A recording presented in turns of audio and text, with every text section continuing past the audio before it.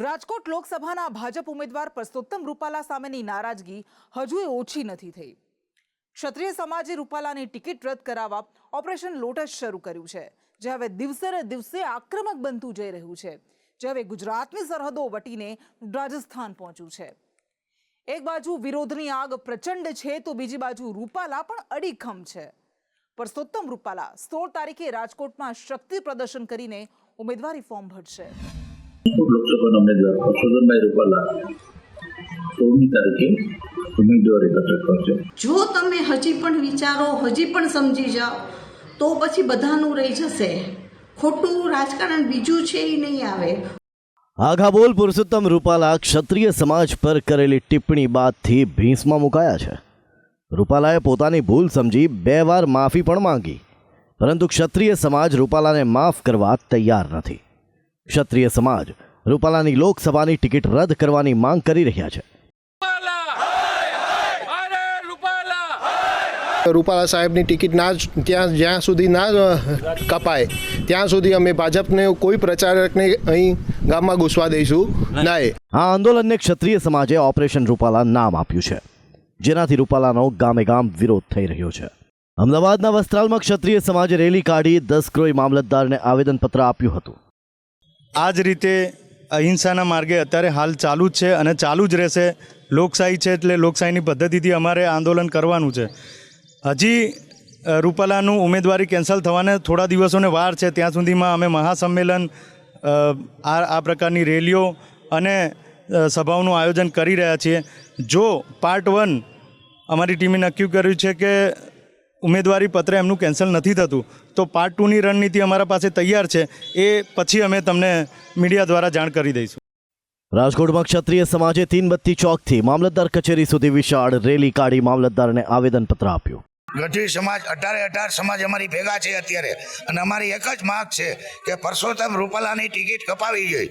એ આજે 2 હાથ જોડીને એમ કે માફ કરી દો, એમ માફ ન થાય. એને એ રીતે માંગ્યું હોત કે આજથી હું 5 વર્ષ લડીશ નહીં, ઘરે બેસીશ, તો અમે એને ખંભા માથે બેહાડીને એને માફ કરત. એની માફી માગવાની ખોટી સ્ટાઇલ છે. માટે અમે એને ટિકિટ રદ કરાવીને જમશું, ત્યાં સુધી જમશું નહીં. રૂપાલા સામે આવો વિરોધ સુરતના ઓલપાડમાં પણ જોવા મળ્યો, જ્યાં કુંવરદા ગામે રૂપાલાના વિરુદ્ધમાં બેનરો લાગ્યા. નવસારીમાં પણ કરણી સેનાની આગેવાનીમાં ક્ષત્રિય સમાજે રેલી કાઢી મામલતદારને આવેદનપત્ર આપ્યું હતું. મારી એક જ માંગણી છે કે રૂપાલાજીની ટિકિટ કપાય, કારણ કે કોઈ એક વ્યક્તિ એક ક્ષત્રિય સમાજની ઉપર હોઈ શકે એવું બને જ નહીં. આ બધા વચ્ચે અરવલ્લીના 11થી વધુ ગામોમાં રૂપાલાના વિરોધના મુદ્દે ભાજપ કાર્યકરોના પ્રવેશ પર પ્રતિબંધ લગાવવામાં આવ્યો છે. ક્ષત્રિય સમાજના વિરોધની આગ રૂપાલા સાથે હવે ભાજપને પણ દજાડી રહી છે.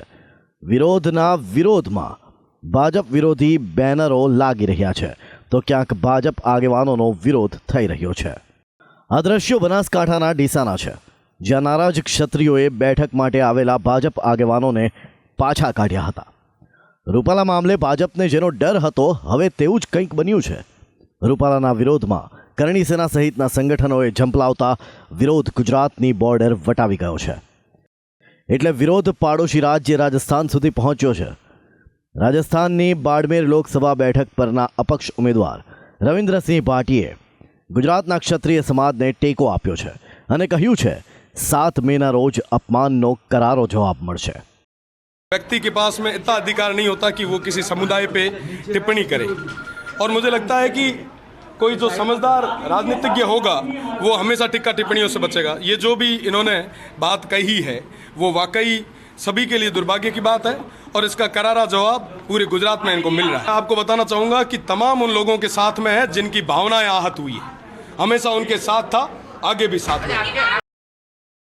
વિવાદ સરહદો વટાવીને આગળ વધતા રાજસ્થાનની મુલાકાતે આવેલા રાજનાથ સિંહનું નિવેદન આપ્યું છે કે અમારા કોઈ નેતા જાતિ કે સમાજના વિરુદ્ધમાં નથી. આ વિવાદ ટૂંક સમયમાં પૂર્ણ થશે. नहीं देखेंगे मामला सॉर्ट आउट होगा. ऐसा नहीं है कि मैंने हमारी पार्टी का कोई नेता किसी जाति अथवा किसी पंथ अथवा किसी मजहब के खिलाफ नहीं है. देखिए, हिंदुस्तान की हम अकेली पार्टी हैं जो जाति, पंथ और मजहब की राजनीति नहीं करते, बल्कि इंसाफ और इंसानियत, जस्टिस एंड ह्यूमैनिटी हमारी ये पॉलिटिक्स का आधार है. રાજ્યભરમાં જેવી રીતે રૂપાલાનો વિરોધ થઈ રહ્યો છે, બસ તેવી જ રીતે રૂપાલાને સમર્થન પણ મળી રહ્યું છે. વિવાદ વચ્ચે સુરેન્દ્રનગરમાં પાટીદાર સમાજના નામે રૂપાલાના સમર્થનમાં બેનરો લાગ્યા છે, જેમાં ટિકિટ રદ ન થવી જોઈએ તેવો ઉલ્લેખ કરવામાં આવ્યો છે. બીજી બાજુ રૂપાલા પણ પોતાની ઉમેદવારીને અડીખમ છે. રૂપાલા 16 તારીખના રોજ રાજકોટના બહુમાળી ચોક ખાતે સભા કરી પોતાનું ઉમેદવારી ફોર્મ ભરશે. સંયુક્ત ઉપક્રમે રાજકોટ લોકસભાના ઉમેદવાર પરસોત્તમભાઈ રૂપાલા 16મી તારીખે ઉમેદવારી પત્રક કરશે. રેસકોર્સ પાસે આવેલા બહુમાળી ભવન ખાતે વિશાળ ચોકમાં સૌ ભારતીય જનતા પક્ષના કાર્યકર્તાઓ ભારત નિર્માતા સરદાર વલ્લભભાઈ પટેલની પ્રતિમા પાસે એકત્રિત થઈ ત્યાં સભા સ્વરૂપે એકત્રિત થઈ અને લોકસભાના ઉમેદવાર પરસોત્તમભાઈ રૂપાલાનું ચૂંટણી ફોર્મ ભરવા જશે. આ આયોજનની તૈયારીઓ અત્યારે શરૂ થઈ ગઈ છે. બીજી બાજુ બહુમાળી ભવન ખાતે જંગી સભાને લઈને તૈયારીઓ શરૂ કરી દેવામાં આવી છે. ભાજપ ઉમેદવાર પરસોત્તમ રૂપાલા વિવાદમાં ઘેરાતા કોંગ્રેસ પાર્ટી હરખાઈ રહી છે.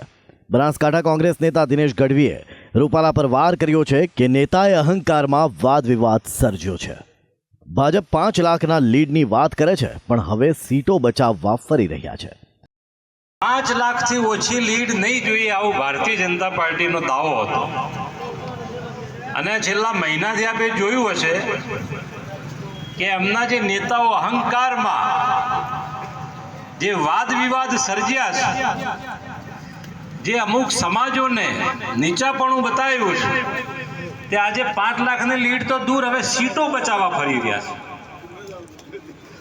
ઉમેદવારો બદલવા પડે એમ છે, પણ હવે પછી પેલું સાપે સસુંદર ગળ્યું એવું થયું. તો કોંગ્રેસ ઉમેદવાર ગેનીબેન ઠાકોરે પ્રહાર કર્યો છે કે રૂપાલાએ ભારતની બહેન બેટીનું અપમાન કર્યું છે. આ નિવેદન માફીને પાત્ર નથી. જ્યારે કોઈ પણ સમાજની બેન દીકરી માટે છેલ્લી કક્ષાના શબ્દો બોલે ત્યારે સ્વાભાવિક છે કે એ સમાજની ને તો લાગણી દુભાય, પણ એક મહિલાની નાતે કોઈ પણ એક નારી શક્તિ તરીકે એ અમારા સમગ્ર જાગીરદાર સમાજની નારી બેન બેટીઓનું નહીં, એ સમગ્ર ભારતની બેન બેટીઓનું અપમાન છે.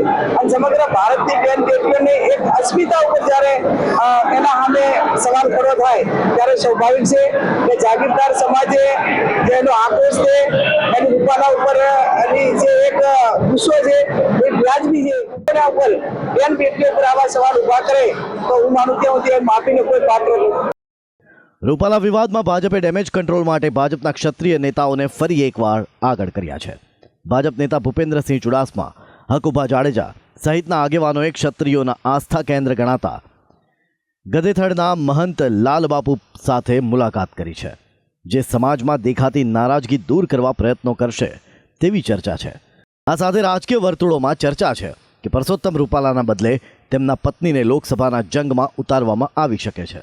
ત્યારે આ ચર્ચા પર ક્ષત્રિયાણી પ્રજ્ઞાબાએ નિવેદન આપ્યું છે કે રૂપાલાના પરિવારમાંથી પણ કોઈનું નામ નહીં ચાલે, સમાજના હશે તો વાંધો નહીં. કોઈએ કીધું છે, કોઈએ ટિપ્પણી કરી છે એવી કે અગર રૂપાલા નહીં તો રૂપાલાની વાઈફ પણ ચાલશે એમ. નામ તો હું દેવા નથી માંગતી, પણ રૂપાલાની વાઈફ આવે તો આ તો ઓલું થયું કે મુવા નહીં ને પાછા થયા. તો રૂપાલા તો નથી જ જોતો, પણ એની વાઈફ નથી જતી, એના પરિવારમાંથી કોઈ નથી જોતું. હા, એનો સમાજમાંથી કોઈને પણ ઊભા કરશે તો અમને કંઈ વાંધો નથી. હજી પણ કહીએ છીએ બીજેપીથી અમને કંઈ વાંધો નથી.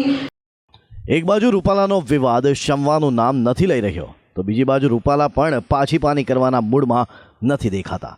પરંતુ હવે રૂપાલાનો વિરોધ ભાજપને પણ નડવા લાગ્યો છે, જે ગુજરાતના સરહદો વટી રાજસ્થાન સુધી પહોંચ્યો છે.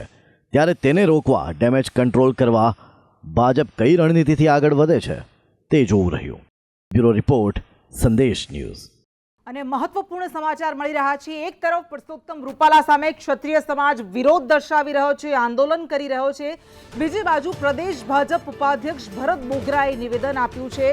તેમણે કહ્યું છે કે પક્ષ અંગે ખોટી અફવા અને સમાચાર બહાર પડે છે. હું વ્યક્તિગત જો ક્યાંય પણ હોઉં તો હું જાહેર જીવન છોડી દઈશ. કેટલાક સામાન્ય વ્યક્તિ કે હિત શત્રુઓ અફવા ફેલાવી રહ્યા છે. આંદોલનમાં ભાજપના નેતાની શંકાસ્પદ ભૂમિકાની જ્યારે ચર્ચા ઉઠી હતી, આ બધા વચ્ચે ભરત બોગરાનું આ મોટું નિવેદન સામે આવ્યું છે.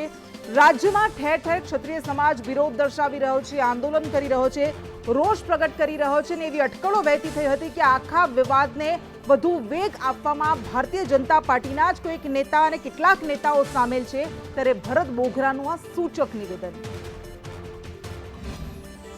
વર્ષથી ભારતીય જનતા પાર્ટીના પાયાના કાર્યકર્તા તરીકે કામ કરું છું અને હું આપના માધ્યમથી પણ કહું છું કે કોઈ એક સામાન્ય પણ એવી ઘટના કે કોઈ એવા વ્યક્તિ સાથેનો મારો સંપર્ક મળે તો હું જાહેર જીવન છોડી દેવા પણ તૈયાર છું. જે અમારા પાર્ટીના હિતશત્રુઓ છે, જે લોકો ભારતીય જનતા પાર્ટી આટલી બધી સારી રીતે લીડ કરે છે જોઈ શકતા નહીં હોય, આવા લોકો આ પ્રકારે વિખવાદો ઊભા કરવાના પ્રયત્ન કરે છે, તદ્દન પાયાવિહોણી વાતો છે. લોકસભાના ઉમેદવાર જાહેર થયા બાદથી શિસ્તબદ્ધ ગણાતી ભારતીય જનતા પાર્ટીમાં નારાજગી સપાટી પર આવી ગઈ છે. ગુજરાત ભાજપમાં ચારેય કોર કકળાટ દેખાતા પાર્ટીએ ડેમેજ કંટ્રોલ માટેની કવાયત પણ શરૂ કરી, જેમાં પાર્ટીને થોડા ઘણા અંશે સફળતા પણ મળી. પરંતુ આ નારાજગીનું જે એપી સેન્ટર બન્યું, જ્યાંથી કાર્યકરે બગાવતનું બ્યુગલ ફૂંક્યું, ત્યાં હજુય વિવાદ શમ્યો નથી. શિસ્તબદ્ધ ગણાતી પાર્ટીમાં ઉકળતો ચરો, આંતરિક નારાજગી બની સૌથી મોટી મુશ્કેલી. ડેમેજ કંટ્રોલ બાદ પણ અજંપાભરી શાંતિ. ગુજરાત ભાજપના ઉમેદવાર જાહેરો થતાં જ પાર્ટીમાં અસંતોષની આગ ફાટી નીકળી હતી. શિસ્તબદ્ધ ગણાતી પાર્ટીના કાર્યકરોએ ઉમેદવારો સામે સવાલો ઉઠાવી પાર્ટીની આબરૂ છડે ચોક નીલામ કરી. અને આજે પણ ભારતીય જનતા પાર્ટીના કેટલાક ઉમેદવારો સામે નારાજગી યથાવત જોવા મળી રહી છે. ઉત્તર ગુજરાતમાં સાબરકાંઠાના ઉમેદવાર શોભનાબેન બારૈયા સામે રોષ જોવા મળી રહ્યો છે, તો સૌરાષ્ટ્રમાં સુરેન્દ્રનગરના ચુવાડિયા કોડી ઉમેદવાર ચંદુ શિહોરા સામે કાર્યકરો નારાજ છે, જ્યારે જૂનાગઢના ઉમેદવાર રાજેશ ચુડાસમા સામે પણ આંતરિક નારાજગી દેખાઈ રહી છે. દક્ષિણ ગુજરાતમાં વલસાડ બેઠક પરના ઉમેદવાર ધવલ પટેલ સામે પણ એવો જ રોષ જોવા મળી રહ્યો છે. પરંતુ આ નારાજગીનું જે એપિસેન્ટર બન્યું હતું તે વડોદરામાં તો ઉમેદવાર બદલ્યા બાદ પણ હજી એ ભારેલા અગ્નિ જેવી સ્થિતિ છે. વડોદરામાં રંજનબેનને લોકસભા માટે રિપીટ કરાતા મહિલા ભાજપ નેતા જ્યોતિબેન પંડ્યાએ સૌથી પહેલા નારાજગીનું બ્યુગલ ફૂંક્યું હતું, જે બાદ પાર્ટી જ્યોત્સનાબેનને સસ્પેન્ડ કર્યા તો બીજી બાજુ રંજનબેન બદલાયા એટલે બાવાના બેય બગડ્યા. વડોદરામાં રંજનબેનની ના પછી પાર્ટીએ હેમાંગ જોશીને મેદાનમાં ઉતાર્યા, પણ વડોદરાના સંગઠન પર નારાજ નેતાઓની પકડ વધુ મજબૂત હોવાથી ત્યાં લાગેલી આગ ક્યારેય ઓલવાઈ નહીં. આજે ફરી તેને કારણે વડોદરામાં ભડકો થયો છે.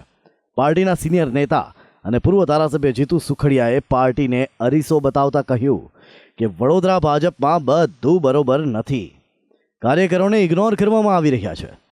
કાર્યકર્તાને ઇગ્નોર કરવામાં આવે છે એ જ કારણ છે. રંજનબેનને હટાવવામાં એક કારણ ખરું કે આવું બધું કરો છો તો આ શું છે, આ બધું અમારા ખ્યાલમાં નથી આવતું. એક પછી એક સિનિયર નેતાઓની નારાજગી સામે આવી રહી, શું કહેશો તમે? દરેકની વૈયક્તિક બાબત છે. મને ના યોગ્ય ના લાગ્યું. મને સ્થાપના દિવસે મને પૂછો આયા તમારો પ્રેસવાળો ભાઈ, મારા મનમાં જે હતું તે મેં કહી નાખ્યું. ઉપર રજૂઆત કરી છે આ બાબતે? 20 દિવસ પહેલાં મેં અમારા પ્રભારીને બધી વિગતે વાત કરી કે સાહેબ વડોદરામાં ધ્યાન આપવાની જરૂર છે, બહુ ઇગ્નોરન્સ બહુ વધી ગયું છે. જેની સામે વડોદરા લોકસભાના સંયોજક ભૂપેન્દ્ર લાખાવાલાનું નિવેદન આવ્યું કે પાર્ટીમાં કોઈ નારાજ નથી. રંજનબેનનો નિર્ણય પાર્લામેન્ટરી બોર્ડનો હતો. જીતુભાઈનું અંગત મંતવ્ય હશે, બરાબર નથી. બાકી પાર્ટીના બધા જ કાર્યકર્તાઓ જે જુસ્સાથી કામ કરી રહ્યા છે, હું માનું છું કે જેટલી મહેનત કરીશું એટલા મત અમને મળવાના છે. જીતુભાઈ કેમ આવું કહી રહ્યા છે એ રંજનબેનનો વિષય આખો કેન્દ્રીય પાર્લામેન્ટરી બોર્ડનો, અને નેચરલી છે કે જે તે સમયે ભરત શાહ પૂર્વ મેયર વર્ષોથી કામ કરતા હતા, રંજનબેનના નિકટના મિત્ર છે, એટલે એમને બી એવું થયું હશે, અસમંજસમાં હતા કે મારે રહેવું કે નહીં, અને એમને પછી છેલ્લે કીધું કે ભાઈ મારે હવે કામ કરવું નથી. હવે બધા જોડે છે. અને ભરત સાહેબે કહી દીધું કે મારે પાર્ટીનો મારી જે કંઈ જરૂર હશે પાર્ટીને મારી, એમાં હું સાથે છું. વડોદરાના વિખવાદ પર પાર્ટીના મહામંત્રી રજની પટેલ કહી રહ્યા છે કે દરેક પરિવારમાં નાની મોટી સમસ્યા તો હોય છે, અમે સાથે રહીને નિરાકરણ લાવીશું. જો મિત્રો જેમ વ્યક્તિગત જીવનમાં નાની મોટી સમસ્યાઓ હોય છે, એમ પરિવારમાં, સમાજમાં અને રાજનીતિમાં પણ નાની મોટી ક્યાંક ને ક્યાંક સમસ્યાઓ કે પ્રશ્નો રહેતા હોય છે, પરંતુ આખિર પરિવાર છે. પરિવારમાં સાથે બેસીને જ અમે આગળ વધીશું, બધા જ પ્રશ્નોને સોલ્વ કરીશું અને અબકી બાર 400 પારના મંત્રને સાર્થક કરીશું. ભારતીય જનતા પાર્ટી ભલે વડોદરામાં સબ સલામતના દાવા કરી રહી હોય, પરંતુ ગ્રાઉન્ડ પર સ્થિતિ કંઈક જુદી જ જોવા મળી રહી છે. વડોદરા તો એ એપિસેન્ટર છે જ્યાંથી પાર્ટી સામે નારાજગીનું બ્યુગલ ફૂંકવામાં આવ્યું હતું, તેમ છતાં ત્યાં હજી આગ ઓલવાઈ જ નથી, જે ભાજપ માટે ચિંતાજનક છે. ત્યારે વડોદરાની નારાજગી દૂર કરવા હવે ભાજપ શું કરે છે તે જોવું રહ્યું. બ્યુરો રિપોર્ટ, સંદેશ ન્યૂઝ.